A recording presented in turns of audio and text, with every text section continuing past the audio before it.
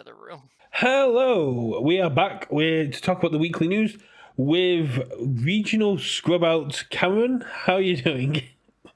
I'm very tired. It's been a very long week. I imagine it has, and you had a very late night last night. You were telling me with a local championship that went on to almost 11 p.m. Yeah, no. I left at 10:15 p.m. when they were starting an unnecessary round 4, and I was just like, nah, I'm leaving. I'm done. So I got home with travel at about 11. About when I poured myself into bed, it was like 11:15. I was like, I'm so tired. I mean, when I go to Southampton to play that, I don't usually get back to midnight 1 a.m., so I kind of feel the pain. Yeah, I felt sad for the people who came in from Tulsa because they had a 2-hour drive back home and not getting done till after like 10:30. I was like, you poor sods. No. And I still somehow came in second because that last round really messed up everyone's math. I was really hoping that I could find a content creator that lives in New Hampshire, because apparently that's where the TMNT was created, and I was wondering if someone wanted to like travel out and go visit the home of the TMNT. That'd be cool. It would be really cool. But I am nowhere near New Hampshire. well, if you do live in New Hampshire, I want to do me a favor to go to, I think it's Dover in New Hampshire, because when I read TMNT was created in Dover, I was like, that's not too far away from me. And it's like, Dover, New Hampshire. God damn it, America, stop taking our place names. Well, you kind of brought them here, so I don't know what you want from us. Yeah, we're in New York, and we just have York. Yeah. Yes. We have New Jersey, you have Jersey. Do we have Jersey? I think we have Guernsey. There's a Jersey somewhere in Europe, I think. Yeah, there's always yes, that's fair.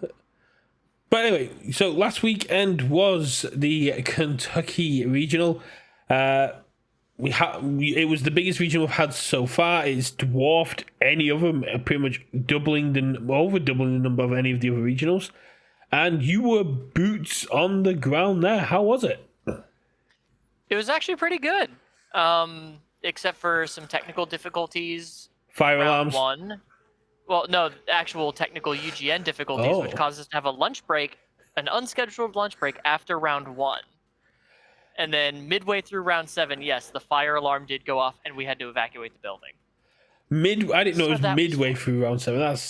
I was on my second turn of game 3 in my match. So what was the procedure coming back in from that? Huh? Did you just come back in and carry on playing, or did you have to restart the games you were in?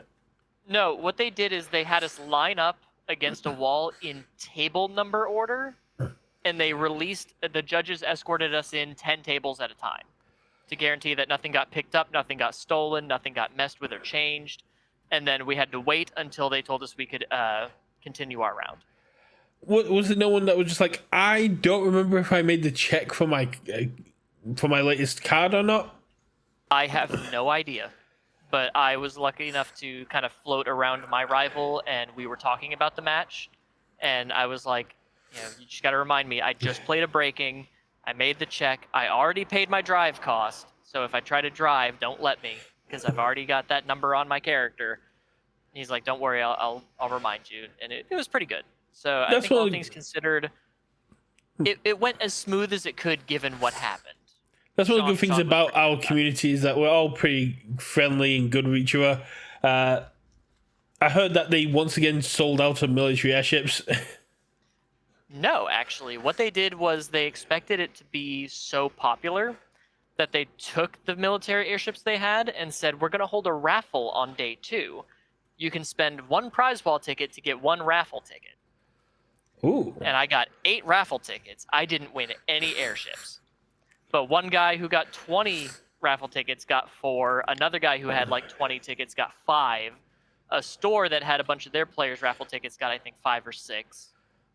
So yeah, it was very much a lot of the rich get richer. But I don't know if it's in the spirit or if a store gets them. I don't. Well, it's the store got the tickets from their players who were competing. Okay. So like if more like a team. Yeah, more like a consolidated team thing. Okay. Yeah, and then those promos just went to the store, but they already had like almost a full book of promo airships. I was like, fine, that's fine, sure, that's all right. And the stream got some big improvements. We saw deck lists coming up a lot quicker. We also got to see something that I'm on the fence about, but I wanted to wait till you were here to actually talk about it. And that was the players to watch after round 2 and after round 7, where they put up the top 20 and the top 30 players and said these are the players like to watch. And instantly I was like, I'm not a fan of this. And people were like, why? I was like, I don't know. I need to kind of process it and like get my head to tell me why. And I think I figured out why I don't like it, but I want to get your opinions on it first.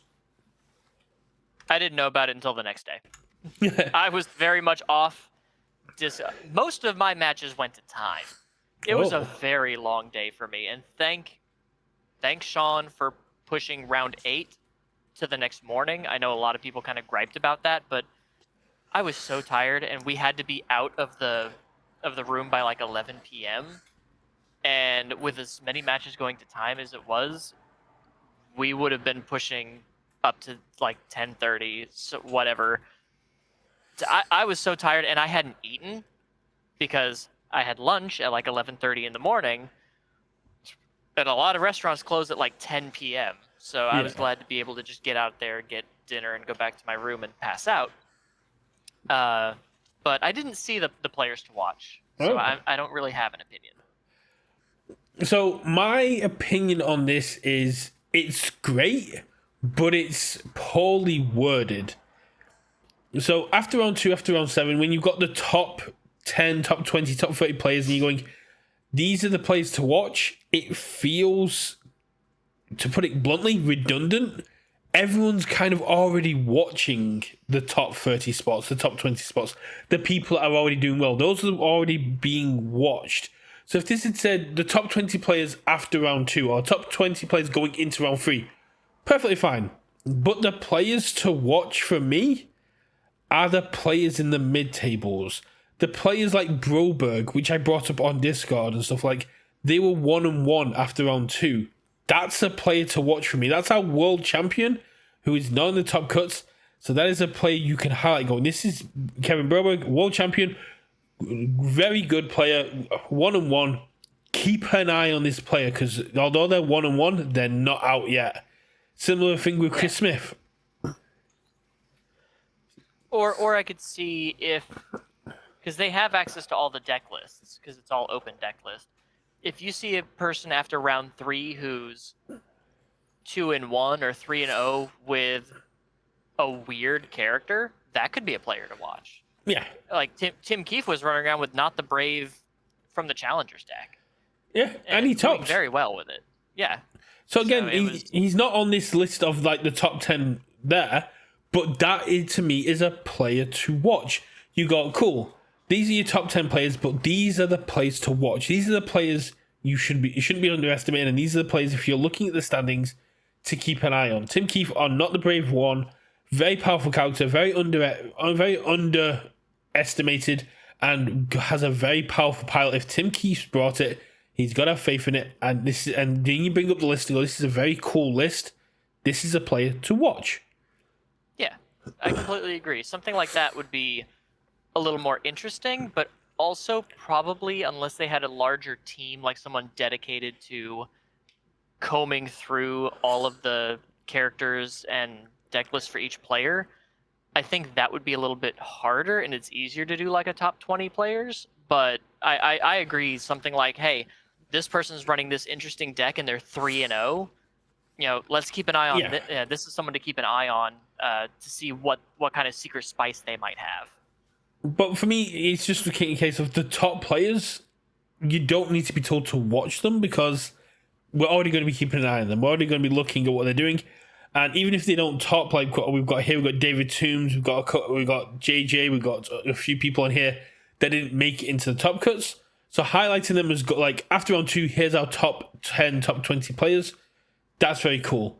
But the players to watch for me are the ones on the mid tables. They're the ones that are fighting for their lives to stay in this event and get into those top cuts. Yeah, and you mentioned Broberg was 1-1 after round 2. So was I. I dodged every big name I was terrified of this. It's either I don't play any big names or I play them back to back to back, and I was really afraid it was going to be the former because I was already stressed from 2 days of travel, and I was like, I'm not as mentally prepared for this tournament as I expected to be.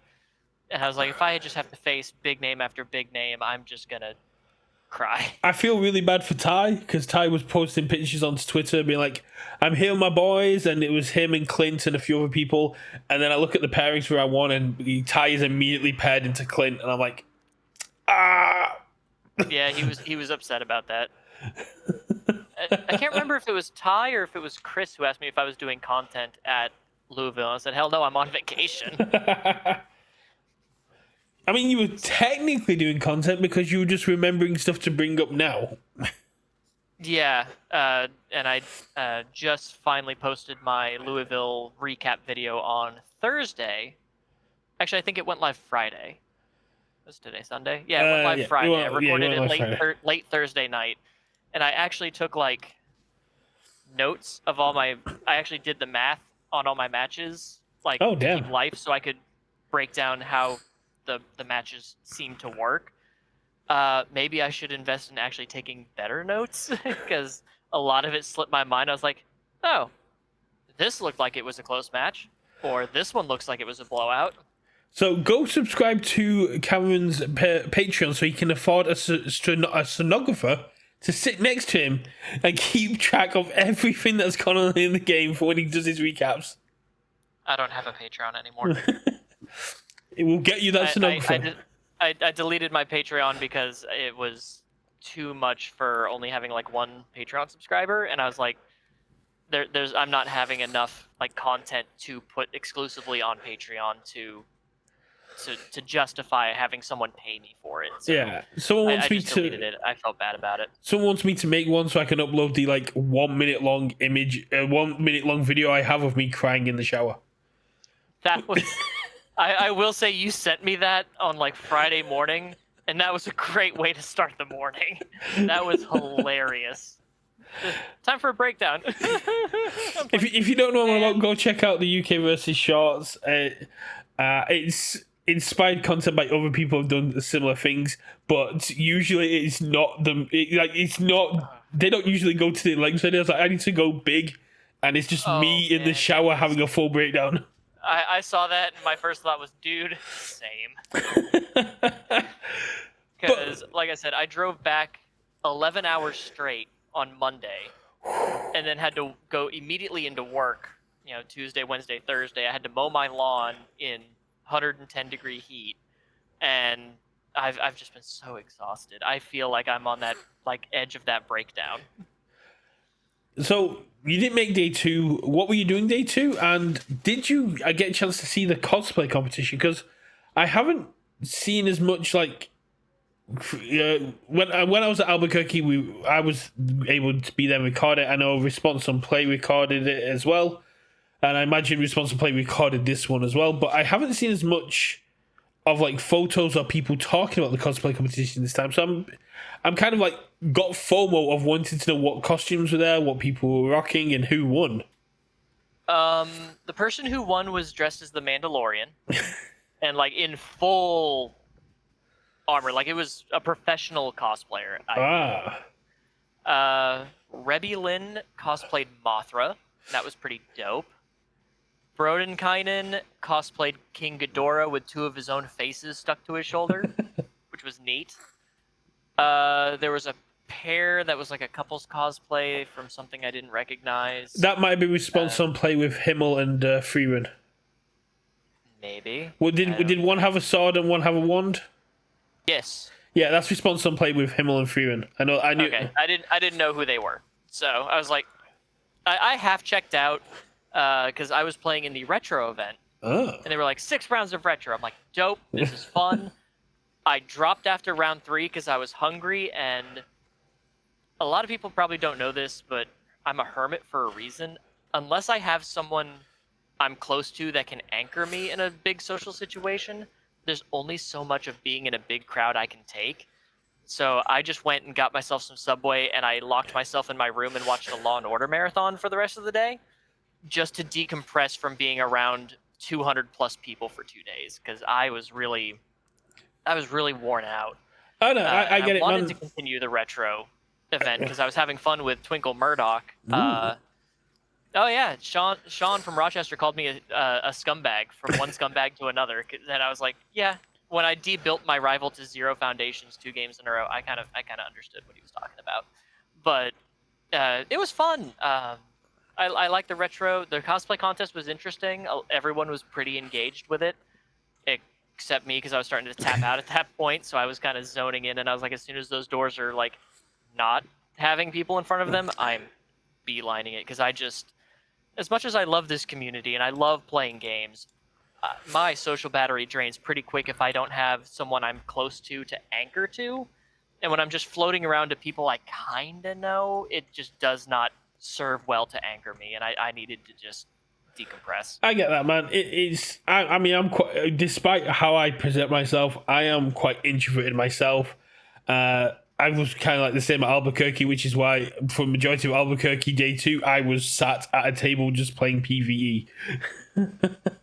Yeah, I did get to meet Jeremy Ray, and that was pretty cool. Oh, Jeremy's lovely. One of the lead designers. We gunslinging, card sling for a little bit, and I played my Smiling Titan that I built for one of my locals that was supposed to be there and didn't show up. Ooh. And I got to hit him with the rumbling 3 turns in a row.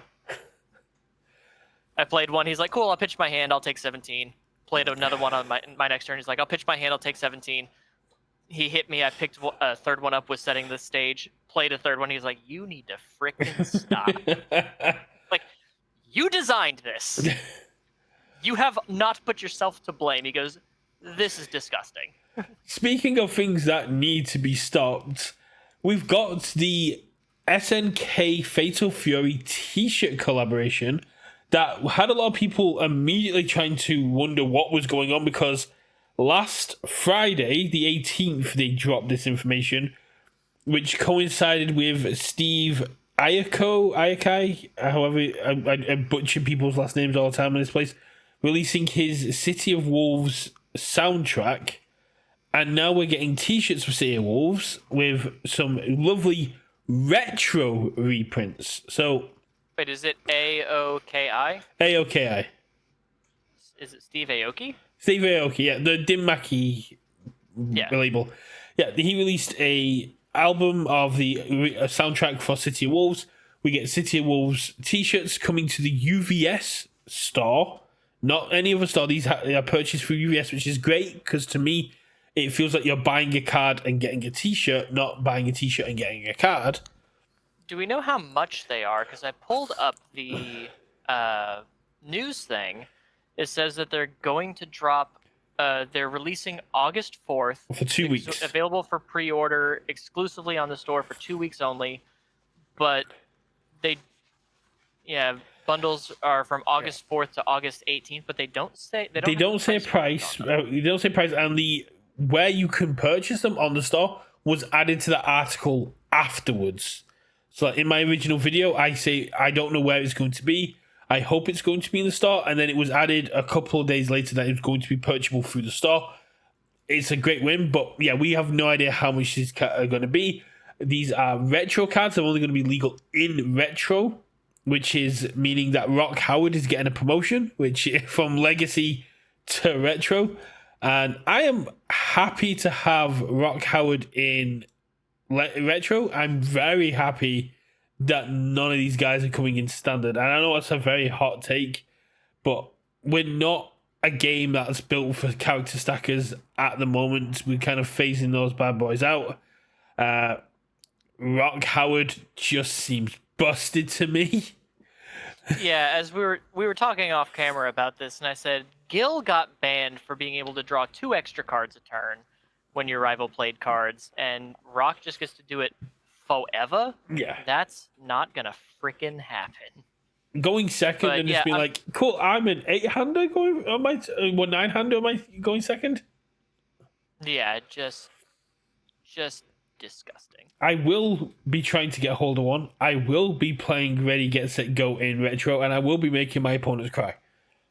Yeah. And just the fact that you can tap him down to stuff both players' card pools. I mean, if you can deal with stuff like that, it's interesting. He's kind of dope. But yeah, I think they look amazing. The art that they've got for these characters is gorgeous. Is this? It doesn't say who the artist is. It does not, because they're kind of covered up on all the areas, so that'll be something I do check out. But yeah, because it almost looks like that's not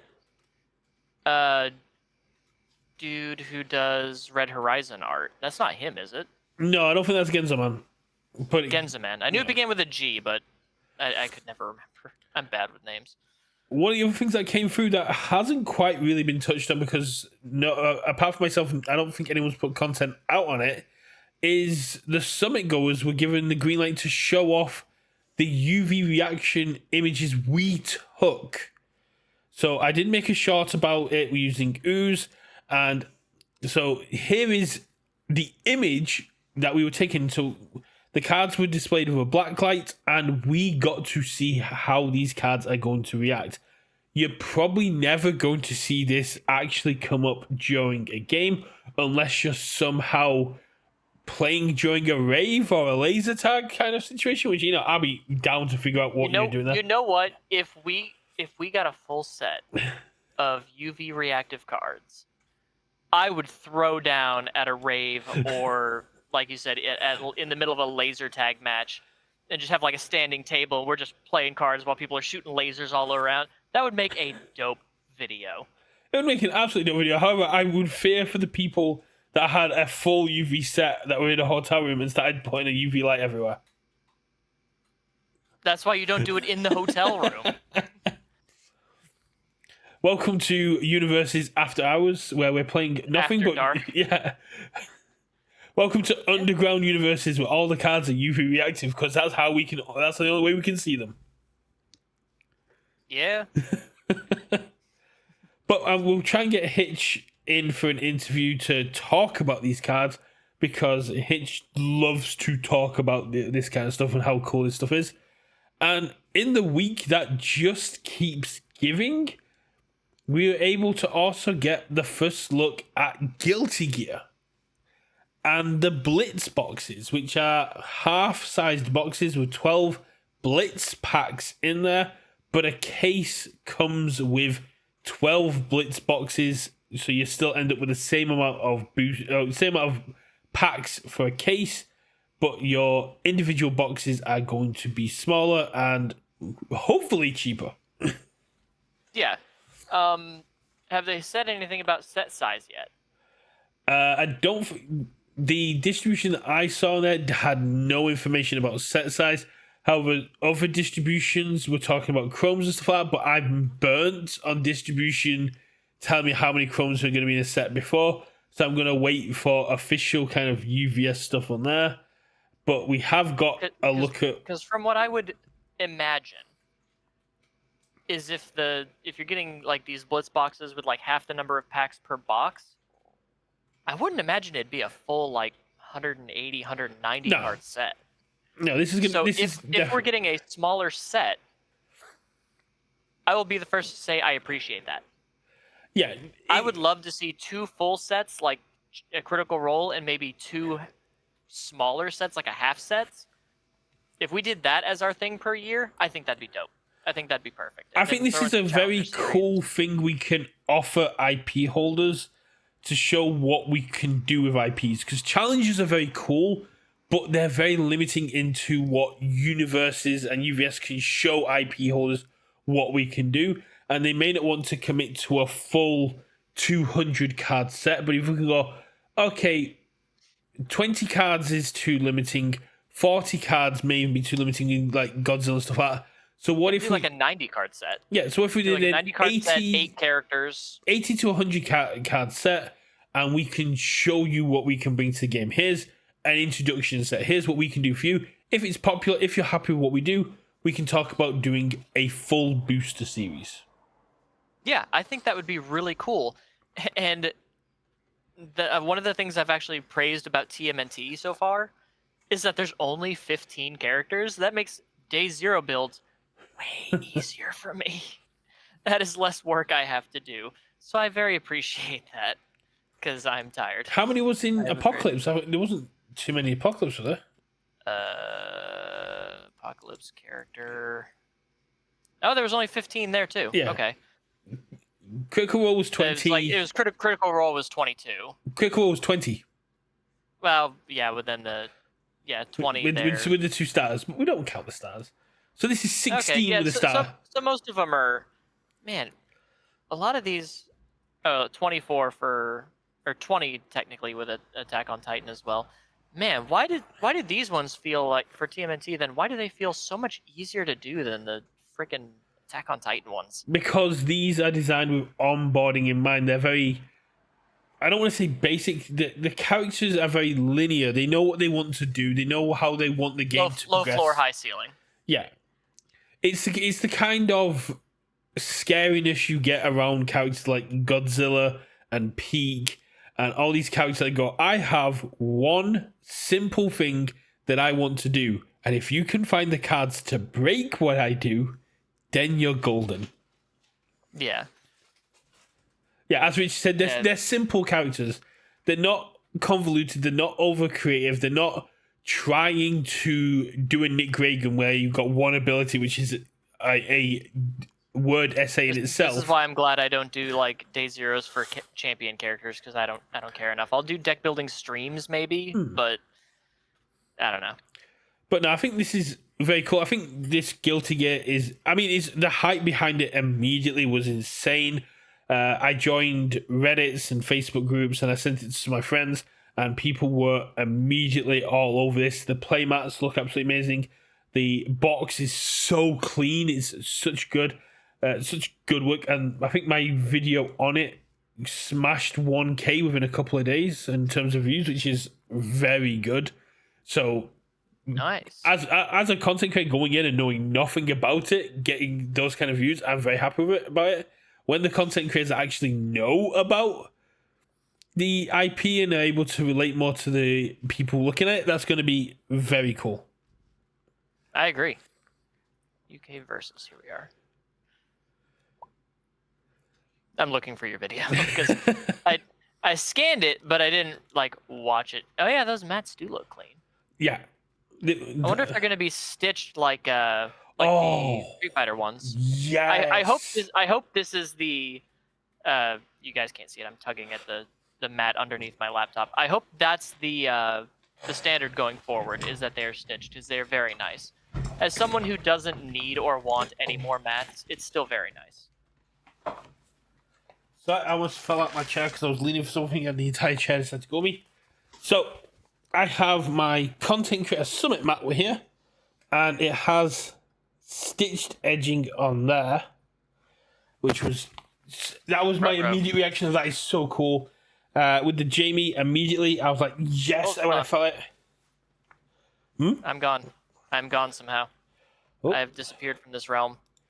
Your camera is not, and we can still hear you, just can't see you. All right, well, that's... Huh, I wonder how that happened. Maybe try to turn your camera off and on while we'll just quickly... But yeah, if stitch edging is the way forward, I am more than hyped for that to come in because stitch edging is absolutely beautiful.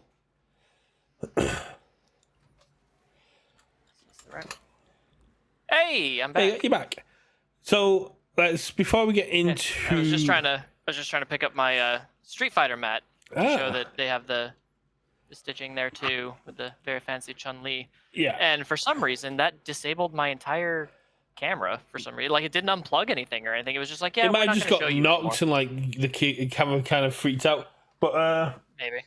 My biggest issue with like the new playmat I got when it turned up from Redemption was the edges had already started to fray, and it's the biggest complaint we've kind of had about the new Universus era of playmats. The edging immediately kind of seems to start fraying, and with stitch edging, it's not impossible. It's just a lot harder. Yeah, and it feels like higher quality at that point when you have that stitched edge. It feels less like a mouse pad. Yeah, 100%. And speaking of other changes, let's come into the whole topic we wanted to talk about here before we move on to the last topic that I had in mind, because we kind of blazed with him. We got a very cryptic message from Guile about Gen Con and the pre-release and everything was that, and then just randomly they're going, oh yeah, and Unique's changing. And the community went, you can't just say Unique's changing, like, cool, there you go, and not tell us how it's changing. So everyone's kind of reading into it and going to DEF CON 1 immediately. So as soon as that happens, if it hasn't been clarified, let's just throw out wild accusations and wild theories as to what we think Unique is going to be. Well, the wildest one I've heard so far is that Unique is going to be a limit for 1 per deck. Like, you're only allowed to have 1 copy of a Unique card in your deck. So, like, for Military Airship, you're only allowed to run 1. Knots Flask, you're only allowed to run 1. I don't think they're going to do that. It would be wild, but I don't think they're going to do that. Only running 1 would be very wild. I wonder if that would carry over to terrain as well, kind of thing. So you can only have 1 Yeah, terrain. at that point you wouldn't really need terrain. Well, terrains aren't technically unique. It's just like a stage field thing. But yeah, because terrains also blow up your opponents. Yeah, it's just the big thing, which is where I was going in with that, because terrains blow up all other terrains. But to me, my initial thought was they're going to make it so only 1 person can have 1 out. Because when you look at like unique backups, unique foundations, or stuff like that, it doesn't make sense in like a lore perspective, like a battle perspective, if both players have a splinter. There's only 1 master splinter, so if my opponent plays a splinter and then I build a splinter, the old splinter should blow up because there can only be 1. that would make sense if some backups weren't also all actual characters. Because then if I'm playing the character Splinter, are you not allowed to play your backup Splinter? Because they're both Splinter. Well, the characters aren't unique, are they? No, well, no, true. One thing I thought when I first heard this, the first thing that went through my mind is if you have a unique card in your stage, you're not allowed to attempt to build in another copy of that card. Because one thing we're seeing is people trying to abuse like military airship and stuff. So what if it's like, okay, you have your airship in your stage, you're not allowed to attempt to build in another copy, which would then destroy your other copy, and then you can keep looping them.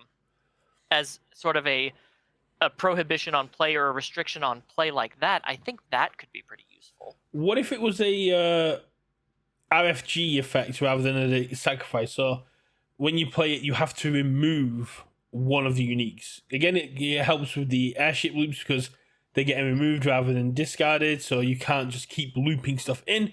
But that does create issue. And now we haven't. It's not a cost, so it doesn't matter for some other things. Because I was thinking that could make Science Bros very powerful, but it's not a cost. Yeah, that could be. I don't know if that would be something they would do. I will say that I do hope they provide us information soon so I can change the unique video in my Hermit School playlist. Because, UVS Games, every time you change something, I have to change something.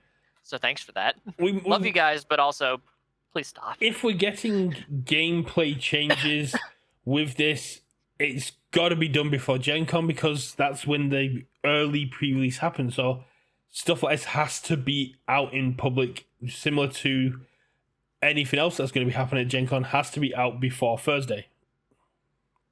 Oh, Gen Con is Thursday? Gen Con is Thursday through Sunday. It's a 4-day event. Wow, why did people think I was going to Gen Con? I'm pretty sure Gen Con's Thursday through Sunday. But no, I've actually had like the response on Play people ask if I was going to like the Toronto regional. I'm like, nah, I've done my mandatory 1 travel a year. Unless I make it to World, I'm done. That's why I thought it's because Thursday is like a early preview kind of thing because I got a post being like there are going to be TCGs showing off on Thursday, showing their futuristic stuff, highlighting stuff, and Riftbound and Universus are two of the companies that are going to be showing off to content creators, media, stuff like that, what they've got coming. And I imagine... so they're having like a media day. That's kind of Yeah. cool. Wonder if we'll get any Gen Con leaks like we did for the whatever was at the beginning of the year. Richard's got an idea for content. The effects on UVS in terms of their place in the market and opportunity for growth and risks, with MTG leaning more into universes beyond space. I guess it's healthy competition. Union Arena's kind of doing the exact same thing. Yeah, but Union Arena doesn't allow you to mix and match. True. So I don't play it. To put it bluntly, I'm not scared of Magic the Gathering taking Universe's place, because MTG's too scared to make the big swings. Yeah, and isn't their biggest like selling point like no one plays Standard, everyone plays Commander? Final Fantasy has been ridiculously successful, yes, but from a collector's point. Yeah, I think that's more of the IP. I'm pretty sure if we got Final Fantasy, Yeah, we would bust up too. I think that's more a Final Fantasy thing and less a Magic the Gathering thing. but they've also got their secret layers, and the fact is, they have got Spider-Man coming, and they've got Avatar: Last Airbender, which they've got their Gen Con promo for, and they've just shown off UA. But people are getting fatigued. Like you said, they've just had Final Fantasy drop, and then within a couple of months, it's a case of here's Sonic, here's Deadpool, and then you're going, now we're going to get you hyped for Spider-Man, but don't sit down too long, because Spider-Man's coming in September, but then in November, we've got Avatar: Last Airbender coming. It's like, okay, can you give people time to breathe? They are definitely... I think it's definitely because Magic's a big money game, and that's why they can afford all these licenses. It's more for the collecting than like actual Standard. Because when was the last time they released like a normal Magic the Gathering set? Edge of Eternity's literally dropped this week, so that's a really bad time for you. Okay, before then, I don't play this game. No. Look, I just keep up to date with what other people are doing, and during TMNT reveals, we had MTG reveals going at the same time, which is why people like Anna Margaret, Auburn Alchemist, Parker were kind of like struggling, because it was a case of they were having to do double reveals at some time, so that's why they had to be really spaced out. No, that was fun. I did meet Anna Margaret at Louisville. Oh, she's lovely. She's lovely, but man, she's talking about someone who drains an introvert social battery. She is very happy, very lovely. I don't think I could stay around her for too very long if she's talking directly to me. Because she's very upbeat, very happy, excited about everything, which is great energy to have, unless you're me. Yeah. Then I'm like, okay, that's fine. I'm gonna go lie down. It's one of those things that I get where you're coming from with stuff like that. But Anna Margaret is just a very bright, big personality. She radiates how she's feeling onto everybody else. Yeah, and she's so, like I said, she's so positive, and she brings such good energy. But as someone who's normally just a very stable, like, I'm always like down here, and when I'm excited, I get like right here. If she's always up here, I'm like, there's only so long I can be around you before I need a nap. It's like when you've got your computer or your phone out in the sun or something, the battery drains quicker because it's heating up. Similar thing with like Anna Margaret. She's so bubbly and chatty and genuinely interested in your personality and how you're doing, that you're putting more effort into the conversation to match what she's doing. Yeah, and that's not for me. But I love her. She's great. Don't get me wrong. I'm not trying to disparage Anna Margaret at all. And if you're watching, this is nowhere near an insult. It is a compliment. But you are great. You're just a little much for me. I'll DM her and just let her know that Cam was talking shit about you. That's fine. I think I was introduced to her because she was talking to Chris Smith, and then she turned and she's like, I don't think I've met you. And she went to shake my hand. He goes, yeah, this is UVS Hermit. She goes, I don't think I'm subscribed to you. I'm like, that's fine. No, like, I've been listening to her talk for 10 minutes. I'm just like, that's okay. I don't feel like talking right now. No, it's great. It's one of the things that as Chris But always this says, was also during the fire alarm, so I was already very tired. it's one of those rising tides float all ships kind of things. Animag is absolutely lovely. Brings in a lot of big names for us to talk to. And big shout out to Cohen, one of the locals from Hastings, a UK player that was out at Louisville as well. Came 21st. Dope. 15 years old, I believe. Very dope. Yeah. I hope you made it back home safe. I'm not going to go into like his personal life and why he's out there anyway, but it's great to see him out there. I knew he was going to be out there. But hope he does make it back to Hastings safe if and when he returns. But we've talked. That's a long travel. We've talked about unique. So the last thing to really talk about is what we've just touched about is Gen Con, because we don't actually know about Universu. Gonna play my little flute of Gen Con information is coming. There are a few content creators at the minute that are quickly running around to do time-sensitive videos, and the Gen Con promos are coming, and my God, are they gorgeous. I can tell you one of the two of us has this information. We will leave it up to you to figure out who it might be. Yeah, that's right, UVS. You sent them to Cam, and he immediately showed me them all. He's not to be trusted. But they are going to be doing an early pre-release. They're going to be letting people get a hold of the cards early, which is why we kind of had to rush through preview season because we lost a week for it. We still haven't seen the chromes, and I'm very excited to see what other 4 characters got picked for the chromes, because there's no way the 4 boys aren't doing it. Please. It's the 4 boys and the TMNT. It's not the TMNT. Please. We don't need another TMNT promo. It already got It'll probably be the 4 boys, TMNT, and Splinter. It's already got a serialized TMNT in the PSA magazine. We don't need a second. How many copies of All Might 7 were there? Oh, ridiculous. Well, All Might 7 wasn't a chrome. No, but that was the Ball Might, the Sword Might. So you're talking about how many different versions of this card do we need? Hold on. I legitimately have a short lined up about this. Of course you do. I always do. Desktop audio's off. Yeah, cool. Let's have a look. So, I'm just going to quickly put. It's not going to go live for a couple of days, but I'm going to quickly just count. Oh, am I looking at something? What? Oh, I thought you were talking to me. I was scrolling through a different page. No, it's I thought you were trying to get my attention.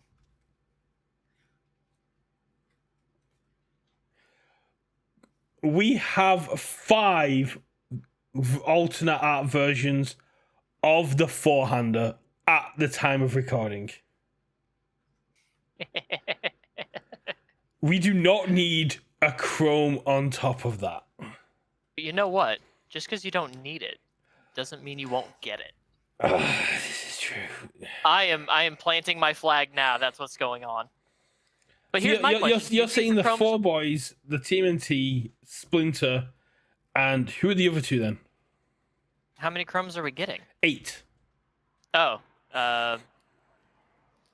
probably Bishop and maybe April.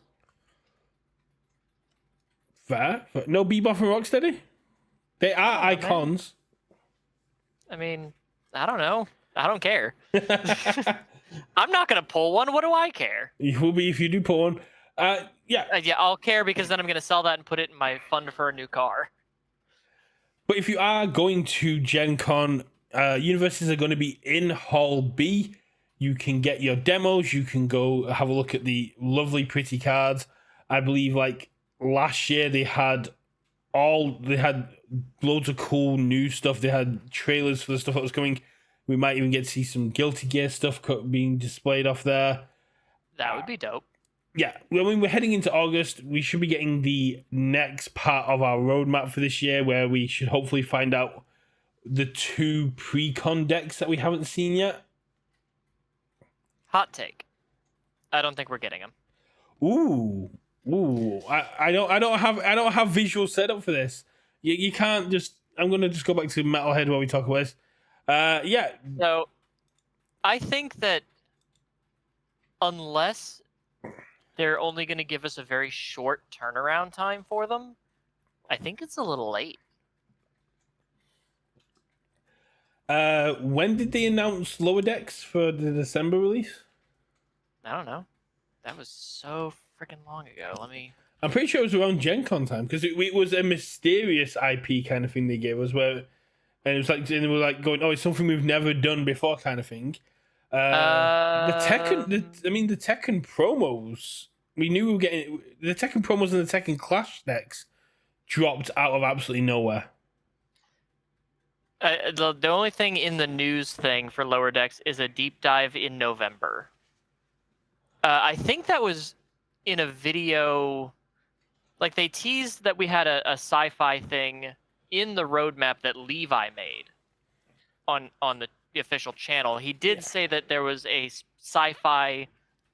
Yeah, we knew we had the mysterious December. 12th, like the mysterious 8th product. Yeah, but at least at that point we knew there was a product. These were, hey, we might have 2 more pre-constructed decks. Well, no, we were told that we were going to get 8 pre-cons this year. Yeah, but they didn't tell us, like, they didn't put it on the map like, oh, we're going to get these ones in, like, November or these ones in December. And I think without giving us any information, like, because what, Guilty Gear's November? Guilty Gear's November, but we also had Tekken come out, which wasn't on the roadmap at all. Yeah, so I guess they could do something like that, but I think if they drop something, it feels like if they're doing a Challenger series, it feels like they'd have to announce it and be like, "This is coming in like October," and give us like at least 2 months, or December, like this is the new IP that we got, and then we can slowly start doing that. But because we have TMNT in August, and then Guilty Gear in November, unless you're dropping something in that like early October, or like December around Christmas, I feel like you're not giving us plenty of time to like know what's going on and build up hype and get pre-orders in and stuff like that. I think something, if we're gonna, when's the next round of regionals? Because they're gonna try and probably avoid doing. I mean, around that time, because I think the Scotland is like the end of November, and Guilty Gear comes out at the beginning of November, which is gonna be kind of cool. Or it might be the other way around. I know Atlanta's in October. They made that announcement at Louisville that the Southwest Regional was going to be in Atlanta in October. I think it's like October 3rd or something like that. That's not true. Speaking of Atlanta, I mean, I'm not going. But speaking of Atlanta, there is one synergy out there which would be within the company to do, and it's one that I've been harping on about in public spaces for a while. We're not getting K-pop Demon Slayers. No, it's too soon for that. We're going to get that next year because you know. There's not. I saw the movie, dog. There's not enough. There's not enough in that movie. There's enough for a Blitzbox. I struggle to find that. You might get like maybe a Challenger series, but instead of 2 characters, you get one of each of the main 3, and you can just use any of the 3 characters. I could see that. But then, other than that, no. You also need the Saja boys because you can't. No, you don't. You do. You make them the boss battle. No, you put the 8 characters in there, and you have it be majority villains. You have Rumi, you have Zoe, you have Mira. You can have Bobby as his little backup. You put Derpy in there as a little backup, and then you have the Saja boys and Guima, and you have an 8-character Blitzbox, which is majority about the demons. Nah, I still don't think there's enough to justify it. I but spent all of Friday at work rewriting that movie in my head. It was meant. This isn't a K-pop Demon Hunter podcast. I could sit here for ages and talk about the fact that this was meant to be a 3-hour-long movie. That it was meant to have 9 songs in addition to what we got for the Saja boys. And the songs were amazing. I'm not doubting that. No, but from a writing standpoint, I was like, there's so much that I would do to fix this. But as you said, we're not a K-pop Demon Hunter or storyboard podcast. No. So what were you talking about? It hurt me this weekend to watch Happy Gilmore 2, knowing I was helping take K-pop Slayers, Demon Hunters from the number 1 slot because it's now been dethroned by Happy Gilmore 2. And I really hope by the end of the weekend It's back shiny in the new one. toy syndrome. But it was up there for 5 weeks. It's the longest anything's been up there. We've already got people in like the MTG community going, we need K-pop Demon Hunters. And Magic have openly put out stuff saying they want to bring more women into the game and they're looking at trying to acquire things like K-pop and what other women are interested in. That is legitimately a topic I want to do another time because that is such a weird take from Magic that they go, we want more female players. Let's not address our community or issues of sexism or how players get treated. Let's get K-pop into the games. Like, no, Magic wants more money. That's what they want, and they think bringing more women will also bring more money. It's a completely different thing. They're just not saying the quiet part out loud. But anyway, before I so rudely interrupted, what were you saying? But yeah, I legitimately forgot what I was saying because we got started talking about K-pop Demon Hunters. It was speaking of Atlanta. Oh yes, but yeah, the moment I finished watching that movie, I messaged Hitch. I was like, "When are we getting this?" And Hitch just went, "Just because we like something doesn't mean it needs a set," and that freaks me out. I agree with Hitch. I do not, but no, we've got the best opportunity for synergy there because if we've got Riftbound coming out in October, and Riftbound has their first US event in Atlanta in December.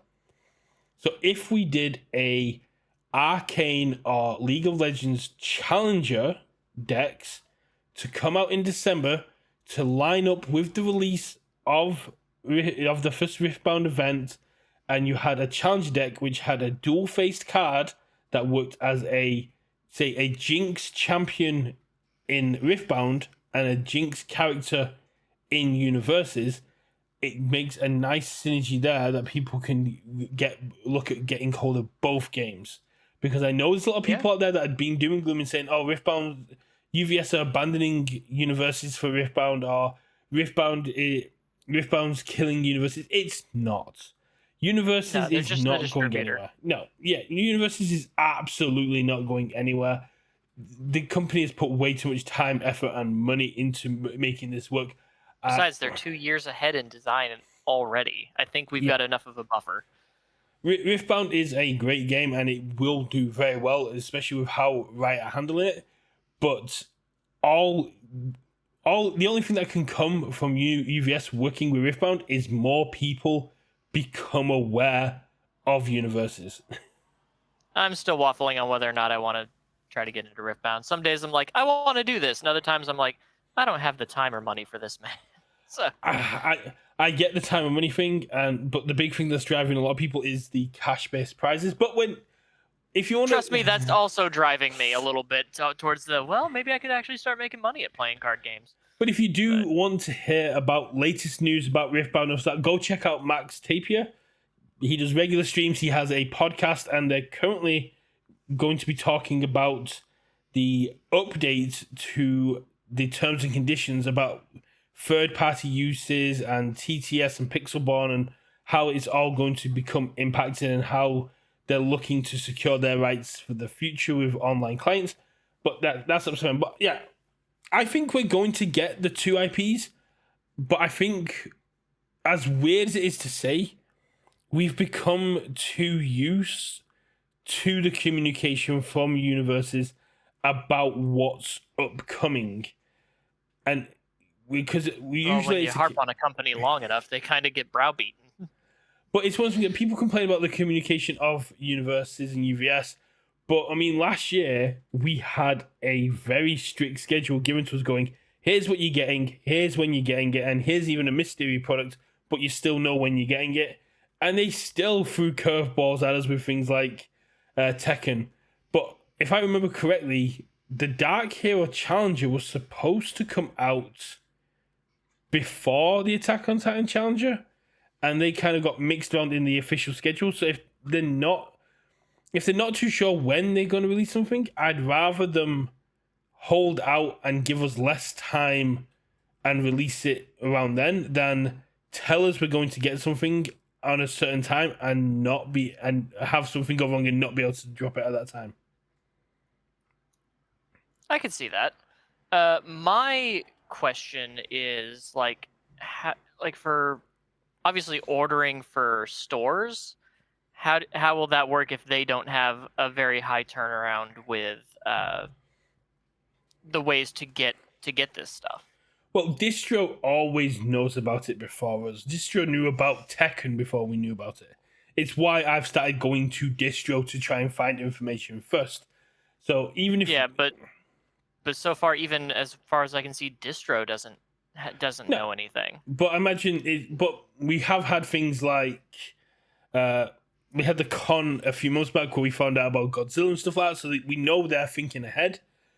It might just be a simple case of at this retail event at Gen Con, they get told about it first, and that's when emails start to go out to stores and distro going, "Here's what's coming at the next half of the year." Which would I also can see that. which would also make sense as to why we've already got Guilty Gear stuff at distro when TMNT hasn't even dropped yet. I don't think they've done this yet, where they've kind of like dropped information about the next set before this set is released.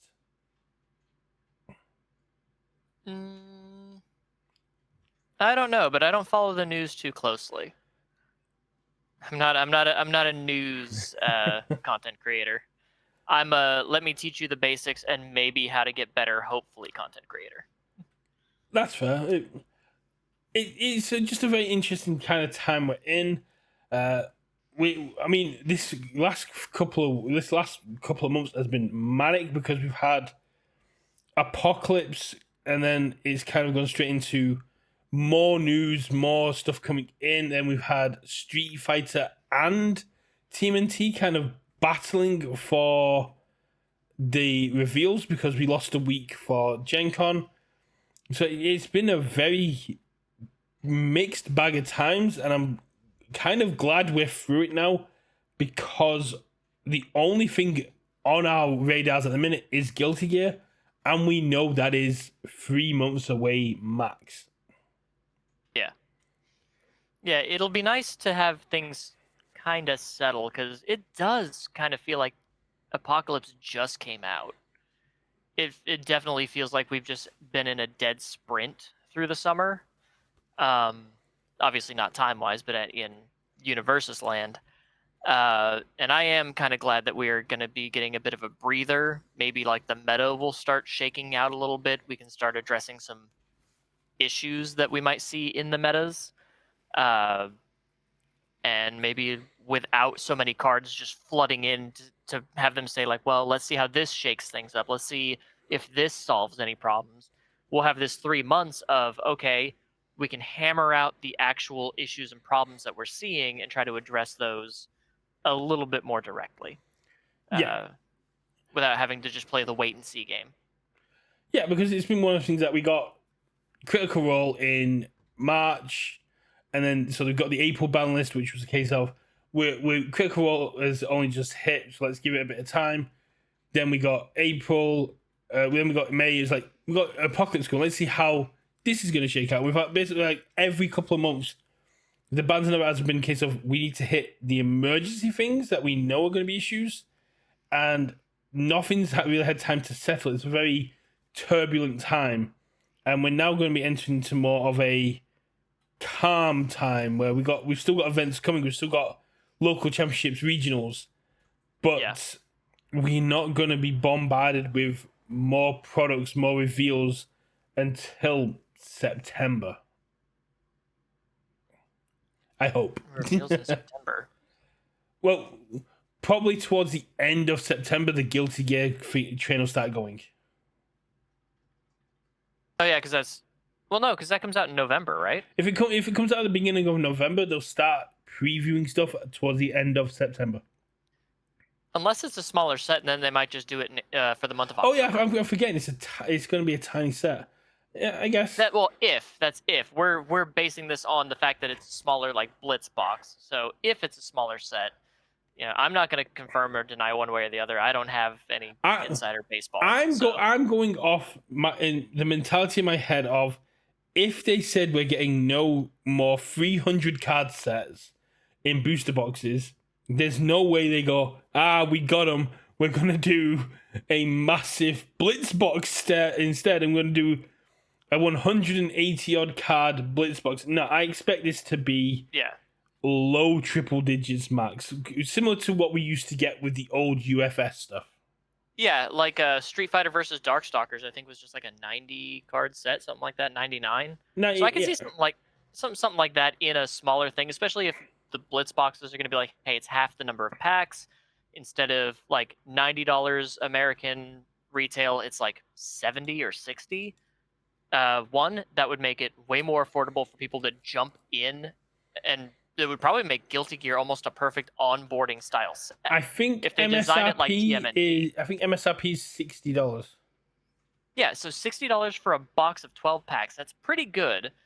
And especially if it's designed similar to TMNT, where the characters are low floor, high ceiling, and you could just perfectly onboard people with a smaller set like that. I think that would be so dope. There is one thing we haven't touched on Guilty Gear. I don't know if you're aware of this.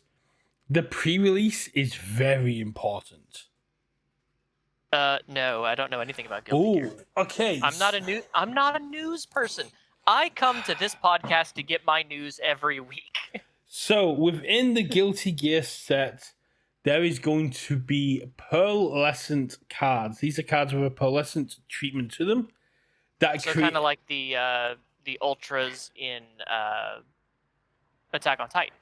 But these are going to have an interconnected image throughout them. So, you know, like how sometimes Pokemon cards or Magic cards have... like Vex and Vax, where you put the cards together and the art connects up. They make a picture, yeah. Yes, all 8 of these cards are going to connect together in a 3x3 square. And the 9th card can only be attained as a pre-release promo. Fascinating. So that'll be good to drive pre-releases then. Yeah, so if you want to get this collector's 9x9, 8 are going to be in the main set, and 1 is a pre-release. The 9th is going to be the pre-release. That's we don't know if it's going to be the actual 9th, but it's going to be the one that's not in the main set. This begs the question of pull rates, because at the minute we see 1 SR in every box, pretty much 1 alt in every box, like 1.5 boxes. Will Blitz boxes have similar pull rates? Maybe. It depends on... I think it would depend on if they have similar print rates. Like, you know, for TMNT, we have, 6 SRs?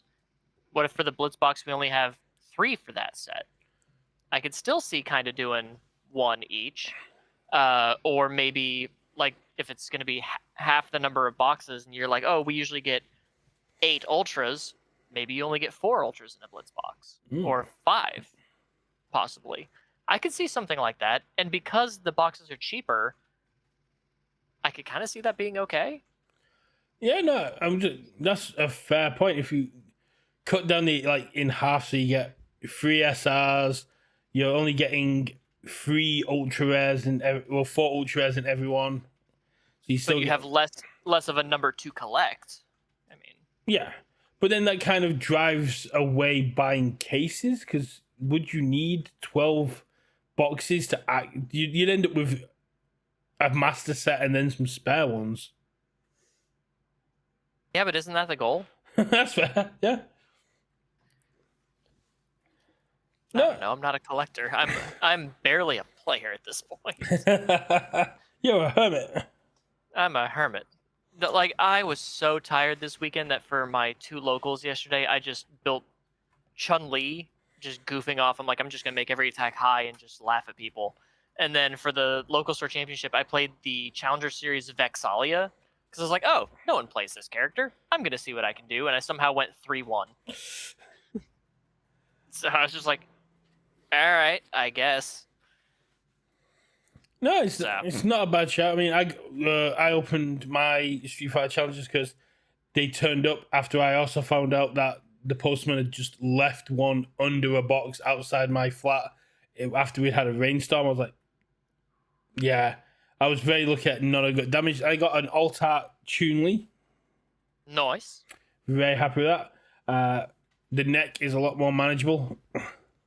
Most of my alt arts were for I think for Luke. I think I got like an alt art Pale Rider and 2 alt art like because I had to buy another Challenger Series to get all the cards for Louisville. I think I got 2 alt art of like the Avenger Impaler or whatever. I'm like, why am I getting all these Luke alt arts? I got 2 Rising Uppercuts. Very nice. At least that's one that people want. But yeah, I mean, we kind of blitzed through everything that no pun intended quite there. Everything I really wanted to talk about. So I guess we can wrap up a bit early. That sounds good. I'm exhausted. I gathered you would be, and you've got work tomorrow as well. Yeah. Big shout out to Richard for being here, chatting through with chat.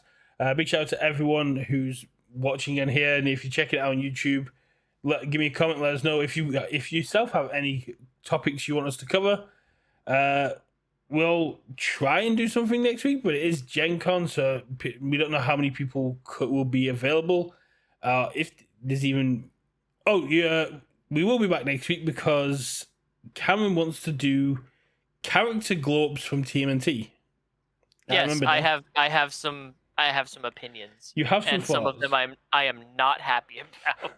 I saw one particular TMNT card, thought of one character I hated, and I'm like, I really hate that I have to talk about this. So is it yeah, Alora? Because if it's Alora, I know where we're going. It's not Alora. Okay, I get to talk about Alora. Let's go. Okay, you talk about Alora. I'll talk about Pumat. Ooh, Pumat Swole. Yeah, I don't care. I don't care that you like him. I hate him.